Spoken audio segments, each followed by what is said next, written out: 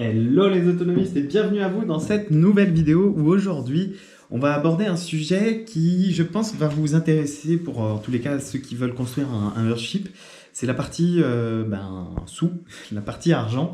On nous a souvent posé la question quand des bénévoles venaient, quand des personnes intéressées de construire un worship, c'est toujours la question du combien. Et comment financer. Et du coup, pour répondre à cette question, je vais m'aider d'un support que Magali a mis en place tout du long du chantier, parce que donc Mag, je ne sais pas si j'ai déjà eu l'occasion de vous dire, son entreprise de gestion administrative à distance, et donc elle est habituée à gérer des chiffres et de la donnée. Et donc c'est assez naturellement qu'elle s'est mise à suivre un peu tous les coûts de la maison. Et ça, vraiment en essayant de synthétiser tout ça dans un fichier Excel en faisant vraiment des posts, comment on appelle ça, des univers plutôt, dans lesquels on allait implémenter chacune de nos dépenses.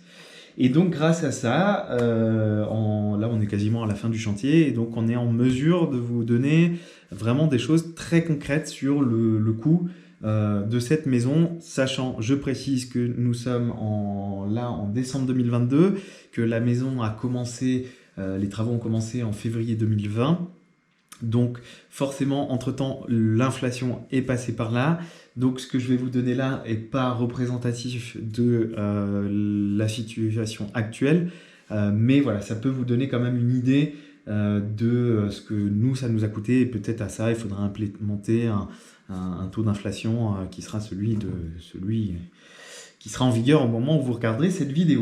Et donc ce que je vous propose, c'est qu'on balaye ensemble l'ensemble de ces postes, juste pour avoir un aperçu un peu de ce que représente le coût global de la maison. Et on pourra voir ensemble aussi à la fin de la question du comment a-t-on financé tout ça. Alors, rapidement, la plomberie de la maison nous a coûté donc 7 000 €, les cloisons et murs extérieurs 5 500 €, l'électricité 2 800 €, les portes et fenêtres 4 800 €, la couverture 8 000 €, le bois d'ossature et la charpente 13 000 et quelques euros, le consommable ossature charpente on est sur 9 000 €, le système de verrière Rayco pour l'étanchéité de la verrière, donc extérieure, on est à 6 300 €. On a la verrière en elle-même à 9 700 €, le réseau sous dallage et les murs, on est à 18 000 €, le dallage, la chape, les treillis et le chaînage, on est à 10 000 €, les cuves de récupération d'eau de pluie, on est à 7 500 €, l'implantation et le terrassement, on est à 11 800 €, l'enrochement dans le patio nous a coûté 7 000 €, les pneus 2 400 €, le béton de chanvre que l'on a mis à l'est et à l'ouest 2 400 €, 2000 €. Le système photovoltaïque, on est à 4 200 €. La ventilation de la serre, on est à 1400 €. Le revêtement de sol, plafond et mur, donc tout ce qui est carrelage, l'échappe et compagnie, on est à 9 200 €. L'ameublement, on est à 8 000 €. Et la phytoépuration, on est à 4 800 €. Et à ça, on rajoute le prix du terrain de 75 000 €. Et on est donc sur un total de 238 682 €. Voilà, donc ça c'est pour le détail et donc le global de ce qu'a coûté ce projet.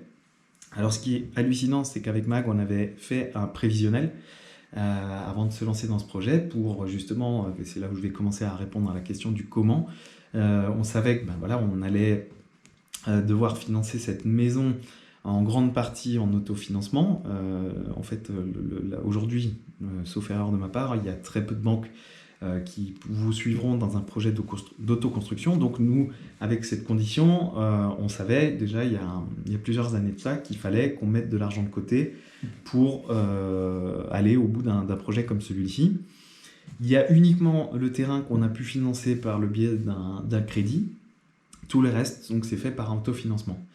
Et donc, du coup, qui dit autofinancement dit mettre de l'argent de côté. Et du coup, que ça soit Mag ou moi, on n'a pas eu d'héritage, on n'a pas eu de l'argent qui est tombé du ciel. Donc, pendant plusieurs années, Mag et moi, on a mis le cran de la ceinture vraiment au dernier cran. Et du coup, on a opté pour une vie assez frugale. On partait très peu en vacances, ou si on le faisait, c'était avec un van. Ça nous coûtait très peu cher. On sortait très peu au restaurant. Voilà, on faisait très peu de sorties qui impliquaient des frais. Parce qu'on avait cet objectif en tête à la fin parce qu'on savait que ça allait nous libérer quelque part d'un crédit, de tout ce qui peut y avoir avec, etc. Donc voilà, en fait, pour répondre à la question du comment, nous, on a fait le choix de sacrifier quelque part, entre guillemets, un peu notre confort de l'époque, parce qu'on savait que le fait de pouvoir financer une maison comme ça nous apporterait derrière un peu de liberté et le confort de ne plus courir après l'argent. Donc voilà, aujourd'hui, ce que je voulais vous dire, c'est que quand on a fait notre budget, on avait vraiment imaginé un peu les différents postes. On avait entendu que dans l'autoconstruction, ça pouvait aller de 500 à 1000 euros. Et on s'était donc positionné sur un budget médian. On avait commencé à mettre à plat un petit peu tout ce que je vous ai cité comme poste.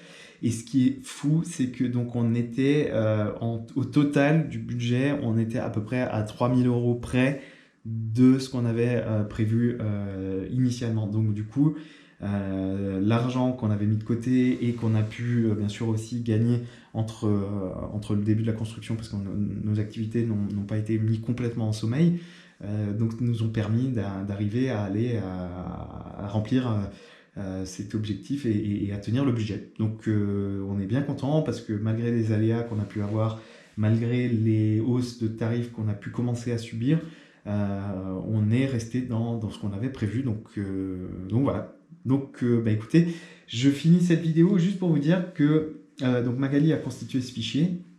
Elle a passé énormément de temps dessus. Si ça vous intéresse, en message privé, je vous invite à discuter avec elle. Si ça vous intéresse, on peut voir comment on peut s'arranger pour le faire circuler. Mais voilà, ça peut être quelque chose qui peut-être, j'espère, je sais pas, peut-être pourrait vous être utile. Sachant que aujourd'hui, comme je vous l'ai dit, le coût des matériaux a augmenté, mais c'est en tous les cas une liste qui reflète de la vis au bout de bois, au plafond, à l'ampoule que vous voyez là, enfin bref, tout y est. Donc ça peut vous aider peut-être à vous constituer aussi, votre budget. Voilà les autonomistes, j'espère que cette question chiffre vous a pas trop fait mal à la tête. Je vous dis à très bientôt pour une prochaine vidéo. Salut les autonomistes!